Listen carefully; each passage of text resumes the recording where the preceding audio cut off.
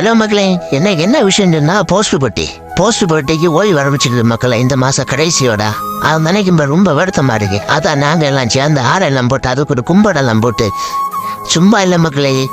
கடந்த 1850 முதல் எப்படி 1850 முதல் 2025 வரை எந்த மழை வந்தாலும் வெயில் வந்தாலும் பூகம் வந்தாலும் சுனாமி வந்தாலும் அந்தந்த இடத்துல லெட்டர் கொண்டு போகுது. நம்ம போஸ்ட் பெட்டி விட்டு வேற ஆளை இல்லை மக்கா.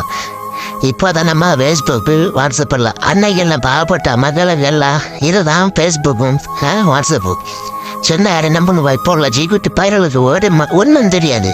இந்த போஸ்ட் பெட்டி கதை இல்லை. அன்னைக்கெல்லாம் வெளிநாடு சரி, இங்கே இருக்க மக்கள் பாம்பேல சென்னையில் எங்கே இருந்தாலும் சரி, மெட்ராஸில் இருந்தாலும் சரி, லெட்டரால் அனுப்பியாச்சுன்னா ஒரு மாதம் கழிஞ்சு வரும். இன்னைக்கு எல்லாம் வாட்ஸ்அப்பில் அந்த தட்டி விட்டாச்சுன்னா உடனே அந்த காரணம் போகும். அன்னைக்கெல்லாம் அப்படி இல்லை. ஒரு ஆள் செத்தாலும் சரி, ஒரு ஆள் வேலைக்கு இருந்தாலும் சரி, ஒரு மாதம் கழிஞ்சுதான் வரும். ஆனால் இருந்தாலும் போஸ்ட் பெட்டி நம்மளை விட்டு போகணும்னு சொல்லும்ப ரொம்ப கஷ்டமாக இருக்குது. பின்னா இதில் இன்னொரு காரியம் உண்டு.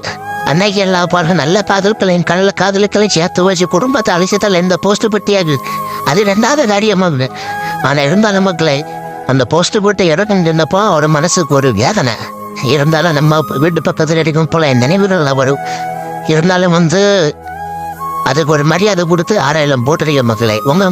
அவங்க இடத்துல போஸ்ட் பெட்டி இருந்தா ஒரு மரியாதை கொடுத்து அதுக்கு ஒரு நன்றியை சொல்லுங்க மக்களே. பாய்.